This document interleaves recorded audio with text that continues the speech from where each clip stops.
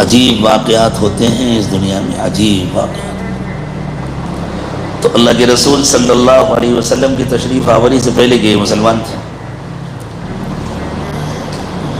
یہودیوں کے ہاں بڑی دینداری، جو اعمال ان کو اچھے لگتے تھے ان کو خوب کرتے تھے، اور جہاں ان کو اپنی مرضی پر عمل کرنا ہے وہاں اپنی مرضی پر عمل کرتے تھے، کسی کی نہیں سنتے تھے۔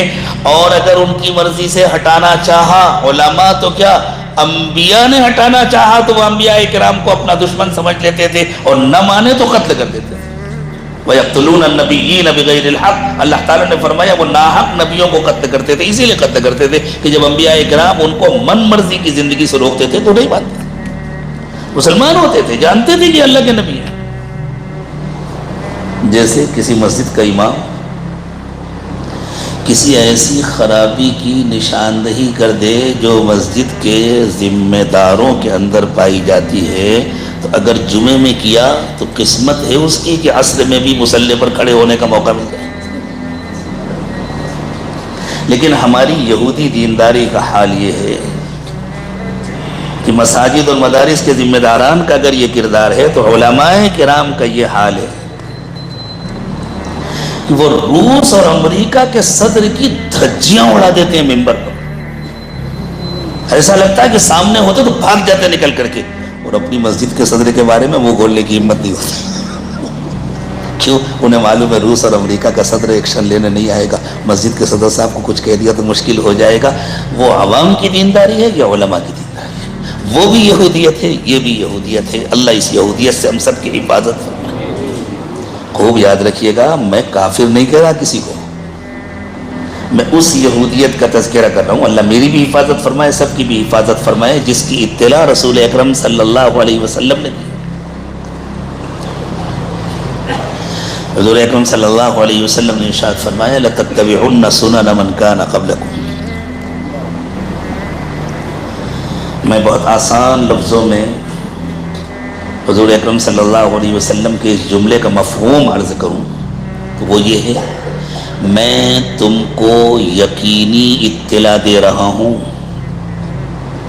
کہ تم لوگ اپنے پہلے والوں کے نقش قدم پر چلو گے۔ یہ میں اندازے سے نہیں کہہ رہا ہوں، یہ لام تاکید اور نون تاکید کا میں ترجمہ کر رہا ہوں علماء کی توجہ کے لیے عرض۔ یہ میں کسی اندازے سے نہیں کہہ رہا ہوں، یہ میں تم کو یقینی اطلاع دے رہا ہوں کہ تم اپنے پہلے والوں کے نقش قدم پر چلو گے۔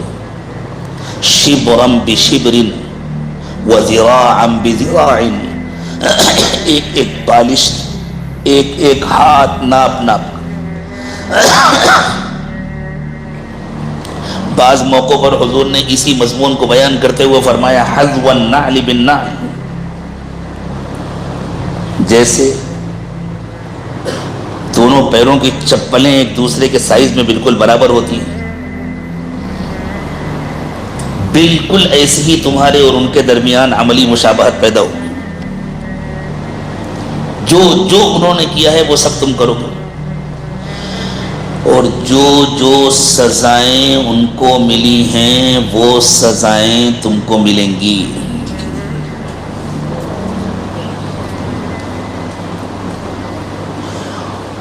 ان کے دشمنوں کے ہاتھوں ان سے مسجد اقصی چھینی، تمہارے دشمنوں کے ہاتھوں تم سے مسجد اقصی چھینی۔ ان کے دشمنوں نے مسجد اقصی کو چھین کر شہید کیا۔ قرآن کا بیان ہے وَلْيَدْخُلُوا الْمَسْجِدَ كَمَا دَخَلُوهُ أَوَّلَ مَرَّةٍ وَلْيُتَبِّرُوا مَا عَلَوْا تَدْبِيرًا۔ ان کے دشمنوں نے ان سے مسجد اقصی چھین کر شہید کیا، تمہارے دشمن تم سے مسجد اقصی چھین کر شہید کریں گے، اور سوء اتفاق یہ ہے کہ تمہارے دشمن وہی ہوں گے جن سے کسی زمانے میں یہ مسجد چھینی گئی تھی۔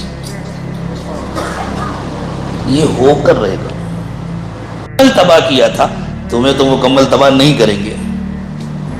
حضور اکرم صلی اللہ علیہ وسلم نے فرمایا کہ میری امت پر اللہ تعالیٰ کا یہ خاص احسان ہے کہ وہ مکمل تباہ نہیں ہوگی، لیکن جو اچھے ہوں گے صرف وہ بچا لیے جائیں گے، باقی سب تباہ کر دیا۔ اتنی بڑی تباہی، اتنی بڑی تباہی ان قریب آنے والی ہے کہ اللہ کے نبی صلی اللہ علیہ وسلم نے فرمایا کہ اگر کسی کے 100 بیٹے ہوں گے تو 99 ختم ہو جائیں گے، ایک بچے گا۔ لیکن پھر زمین پر زمین کے بنانے والے کا سچا اقتدار قائم ہوگا. شیطان کی حکومت ختم ہوگی، اللہ کی حکومت قائم ہوگی. وہ وقت بھی آئے گا انشاءاللہ. تو یہ بات حضور نے فرمائی کہ تم ان کے نقش قدم پر چلو. ہم چل رہے ہیں ان کے نقش قدم. تقریباً پوری امت مجموعی طور پر ان کے نقش قدم پر چل رہی. جس طرح ان کے دشمنوں نے ہمیشہ یہ سمجھ کر ان پر حملہ کیا کہ یہ مسلمان ہیں، ان کو مٹاؤ، حالانکہ سزا اس لیے مل رہی تھی کہ وہ مسلمان نہیں تھی، جیسے مسلمان ہونا چاہیے تھا ویسے نہیں تھے.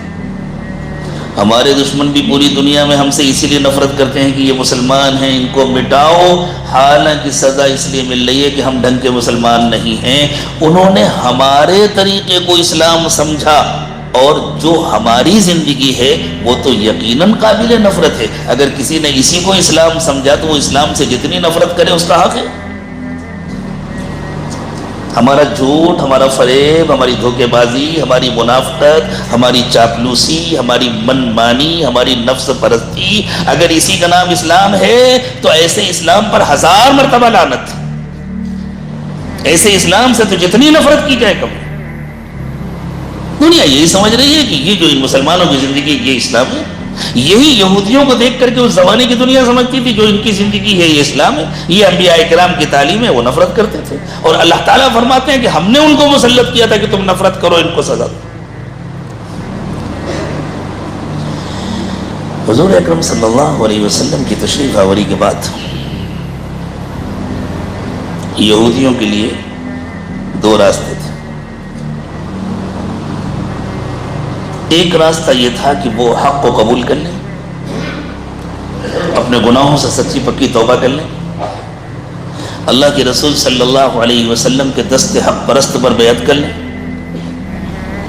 اور اس لعنت سے چھٹکارے پہلا راستہ اپنایا اور اللہ کے نبی صلی اللہ علیہ وسلم کے دست حق پرست پر ہدایت قبول کی، جن میں سر فہرست نام ہے سیدنا عبداللہ ابن سلام رضی اللہ تعالی عنہ. ہر دور میں ایسے تھوڑے تھوڑے سے لوگ رہے اور وہ بچ گئے، باقی ختم. باقی وہ ہیں جن پر لعنت مسلط ہے اور پھر خاتمہ ان کا مقدر. چونکہ حضور نے اطلاع دی میری امت بھی انہیں کے طریقے پر چلے گی، تو اب اخیر زمانے میں اس امت کے سامنے بھی یہی 2 راستے ہیں. ایک راستہ یہ ہے کہ سچی پکی توبہ کریں، اللہ کے رسول صلی اللہ علیہ وسلم کے دست حق پرست پر سچی بیعت کرے. اور حضور کے دست حق پرست پر بیعت کرنے کا طریقہ کیا ہے؟ ایک ڈبہ کھڑا ہوا ہے، اسے دہلی جانا ہے، کیسے جائے گا؟ 2 راستے. کھڑا رہے اپنی جگہ، کھڑا رہے گا، شام تک نہیں قیامت تک کھڑا رہے گا. دوسرا راستہ یہ ہے کہ کسی ایسے انجن سے جڑ جائے جو دہلی جا رہا ہو تو پہنچ جائے گا. تو کیسے جڑے گا انجن سے؟ اس سے پہلے جو ڈبے جڑ چکے ہیں ان کے پیچھے یہ بھی جڑ جائے. یہ ہے انجن سے جڑنا. اللہ کرے پوری بات سمجھ میں آ جائے. پہلے جو ڈبے جڑ چکے ہیں ان کے پیچھے جڑ جائے، یہ ہے انجن سے جڑنا. تو پہلے جو لوگ رسول اکرم صلی اللہ علیہ وسلم کے دست حق پرست پر سچی توبہ کر کے بیعت کر چکے ہیں، وہ سلسلہ جہاں تک پہنچا ہے ان کے ساتھ جڑ جائے. یہ ہے حضور اکرم صلی اللہ علیہ وسلم سے جڑنا اور آپ کے ہاتھوں پر بیعت کرنا. آپ کہیں گے اس کا ثبوت کہ بیعت کیا اپنے وقت کے شیخ کے ہاتھ ہے. ثبوت موجود ہے، اور اللہ کا فضل اور کرم ہے، اس فقیر کے پاس ہر ثبوت اللہ کی کتاب میں ہوتا ہے جس میں صحیح اور ضعیف کی تقسیم نہیں ہے، جس میں کسی راوی پر کوئی اشکال نہیں کر سکتا. بیعت رضوان میں صحابہ کرام نے کس کے ہاتھوں پر بیعت کی تھی؟ اللہ کے رسول کے ہاتھ پر بیعت کی تھی نا. اور اللہ تعالیٰ نے اس بیعت کو کس کی طرف منسوب کیا؟ ان الذین یبایعونک انما یبایعون اللہ ید اللہ فوق ایدیہم، جن لوگوں نے آپ کے ہاتھ پر بیعت کی انہوں نے حقیقت میں اللہ سے بیعت کی، ان کے ہاتھوں کے اوپر اللہ کا ہاتھ تھا۔ چونکہ حضرت محمد صلی اللہ علیہ وسلم اللہ سے جڑے ہوئے ہیں، اس لیے جب انہوں نے آپ سے بیعت کی تو اللہ سے بیعت کی۔ اس سے بڑا کوئی ثبوت چاہیے؟ ہر بات کا ثبوت اللہ کی کتاب قرآن پاک میں موجود ہوتا ہے۔ وضاحت سے ہم نہ سمجھ سکیں کہ ہمارا قصور ہے، یہ دین کا قصور نہیں ہے۔ جو بات آسانی سے ہمارے نہیں سمجھ میں آتی وہ اللہ کے نبی صلی اللہ علیہ وسلم سمجھا دیتے ہیں، اور جو بات احادیث مبارکہ کی آسانی سے عام لوگوں کے سمجھ میں نہیں آتی اس کو علماء کرام اپنی باتوں سے سمجھا دیتے ہیں۔ کسی کی بات اپنی بات نہیں ہوتی، اور جس کی بات اپنی بات ہو وہ اس قابل نہیں ہے کہ اس کی بات سنی جائے۔ وہ تو اللہ کے رسول کی بات ہوتی ہے، اور اللہ کے رسول کی بات اپنی نہیں ہوتی، وہ تو اللہ کی بات ہوتی ہے۔ وَمَا يَنطِقُ عَنِ الْهَوَىٰ إِنْ هُوَ إِلَّا وَحْيٌ يُوحَىٰ۔